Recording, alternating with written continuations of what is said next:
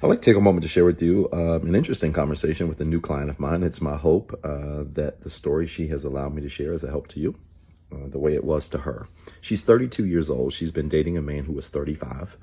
They have been dating for just under 2 years. And she came to me and said, "Doc, I'm coming to you to make sure I'm not losing my mind." I said, "What do you mean?" She said, "Well, I believe he's toxic. He is in therapy, has been in therapy for 5 years, but the challenges that I've been having with him don't seem to align with the work that he claims to be doing." I said, "Interesting." I said, "In what ways are they not aligning?" She said, "Well, he's been in therapy and he claims that they've been covering things about his childhood and the issues that he's had as a man who grew up without his father." I think she said his father had left him and his mom when he was around 14 years old. And so that created some attachment challenges that he claims he's had in the future with other relationships that he's had up to this point in his life. I said to her, I said, "Do either of you have children?" She said, "No, we don't have children." He's never had children and she's never been pregnant. And they were having conversations about what that looked like in the future. They were to decide to stay with one another, being healed in those spaces and the implications of that on them raising children. And so he claims to be aware that, him having a wounded attachment style could have implications for how he could be a solid father in the future. And she said, "Doc, I think that's great. But," I said, "Well, what's the problem?" She said, "But while he's owned his challenges in therapy, when it comes to us and our disagreements, he won't own them." I said, "What do you mean?" She said, "Well, he says he's an avoidant. He says that his therapist has helped him come to the conclusion that because of his childhood issues, growing up fatherless, all of that stuff, that he is an avoidant. He accepts that he's an avoidant. He's been able to identify the behaviors that he's had in previous relationships and just previous settings, period, where this avoidant behavior has been prevalent. He can identify it and he accepts that. But when it comes to wronging me or mishandling me, he won't own that." I said, "Can you give me an example of that?" She said, "Yeah, I have a very easy example. We can have a simple disagreement. We can have a disagreement about a matter, and he, once it is proven that he is wrong about the thing that he was so adamantly clear he was right about, he won't do something as simple as apologize." I said, "Does he ever apologize to you?" She said, "Rarely. He rarely apologizes, rarely owns when he's wrong when it comes to me, but is also then quick to turn around and use all of this work that he's doing in therapy to talk about how he's doing the work. And because he is doing the work, that apparently he has to be right in all of these other things." I laughed on the call and I said, "That's very interesting." And I said, "Do you have any other examples by chance before I just offer you some feedback?" She gave me a litany of other examples. She said, "Also, though, he's very emotional and petty." I said, "In what way?" She said, "Well, in these said arguments, if I'm able to prove to him, that what he is saying to me was not correct, he absolutely, instead of tapping into his logic and agreeing with the very clear evidence that I've given to him that he's been wrong, he gets very emotional." She even called him sassy at one point, that he seems to, when it comes to their disagreements, be more emotionally charged in those disagreements than she is. I said, "In other words, are you saying you're more of the logic and he's more of the emotion?" She said, "Yeah." I said, "Okay." I said, "Well, that explains how you've been together for 2 years." She said, "How can you say?" I said, "Well, it's masculine feminine energy 101. We went into that, but I said to her, in essence, that relationships between two people require polarity. And polarity is created when you have masculine energy and you have feminine energy. And sometimes, especially in a relationship between a man and a woman, sometimes the man is the emotional energy and the woman is the logical energy. And if they're both okay with it, it can work." She said, "Well, Doc, I'm not okay with it.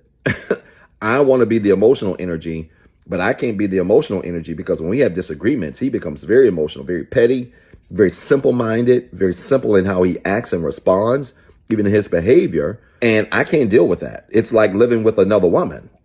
And we both laughed. And I said, "Ma'am, you're 1,000,000% correct." And this is, unfortunately, an epidemic in our culture, that a lot of men are living emotionally like women, with women, and shocked why they don't get along. I said, but ma'am, let me say this to you. The X factor in his work is self-awareness. I don't know his therapist. She didn't know his therapist. She just knows he's in therapy for sure. She's never met his therapist. I said, this isn't an indictment on other therapists, counselors, coaches, whatever you do. But I will say this, that not all work is created equal. The reality is, in this space, people can say what they want. There is such a thing as a good counselor and a bad one. There's such a thing as a good therapist and a bad one. There's such a thing as a good coach and a bad one.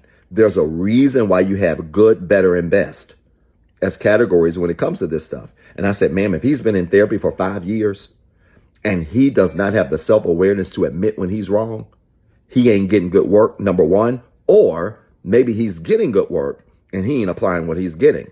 But there's a major problem there. I said, would you agree? She said, I absolutely agree.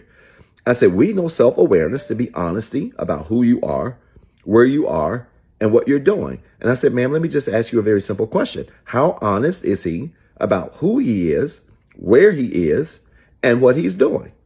She said, well, when it comes to the conversations that he has with his therapist, very honest. When it comes to me, he's not at all. I said, then ma'am, you can't be honest on certain things and not be honest on other things and then call yourself what? She said, honest. I said, he ain't that honest. A part-time liar is also the equivalent of a whole liar. They're the same. I said, and ma'am, this is what we're dealing with here. And the reality is he's not avoidant. He's just stubborn. She said, wow, I didn't think of it that way. I said, he's stubborn. I said, do you know why he's stubborn? She said, I'm not 100% sure. I said, he's stubborn because he has the ability to pick and choose what he wants to own. And anybody who is willing to pick and choose what they want to take ownership for is a person who is not only absolutely not healed, it is also a person who is not being honest about their flaws. People who pick and choose what's wrong are also people who can't be trusted, which is why you're in a space where you're starting to question the connection you have with your boyfriend. It's not that you maybe don't love him or don't like him a lot, but it's hard to trust a person who picks and chooses between a minefield filled with wrong things. I said, ma'am, do you know what a minefield is? She said, I've heard of it. She says, those things in war fields where you step on something and it blows up. I said, exactly. I said, if you walk across a desert and there are minefields and you don't know where they are and you got to cross that desert, how are you going to approach that? She said, if I'm being honest, Doc, I'm probably not going to walk across the minefield at all. I said, why? She said, because any place I step is going to be explosive. I said, and how are you going to know where to step? She said, I'm not going to know where to step. I said, why? She said, because I can't see the minefields, but because there are so many minefields that even if I trust to take one step, trusting to take one step could be explosive. I said, ma'am, you prove my point. I said, when people don't own all of their flaws, when people don't own all of their shortcomings, but they pick and choose what they want to own, it's like walking on a minefield. And the reality is you might take a step and you might not step on something that detonates and you might be okay. But that ain't going to give you no peace. Why? She said, because Doc, the next step could take my life. I said, ma'am, look at how clear you're making this when you say it out loud. People who don't own all of their flaws will have you questioning your own flaws. She at this point started to cry. I was shocked. We were just laughing. She started to cry. I said, man, why are you upset? Why are you crying? She said, because this is really not tears of sadness. This is tears of freedom. I really, Doc, was starting to believe that something was wrong with me because every time I attempted to have conversations with him about his behaviors, he would use therapy as a weapon against me, and it had me walking around on eggshells. I said, ma'am, that's called a minefield. And you are walking around on this minefield, still functioning in this relationship with a person who weaponizes therapy, not realizing that the next step could absolutely take your life.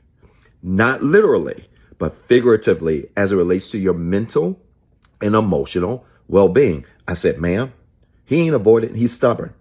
And anybody who weaponizes or uses their time in therapy and weaponizes therapy, they are manipulators at best and gaslighters at worst. And I said, his therapist, counsel, whatever he has, should have explained this. At the end of the day, anybody that goes to therapy but doesn't have the self-awareness to recognize the flaws in all of them are classic manipulators. She was very thankful and grateful for the call.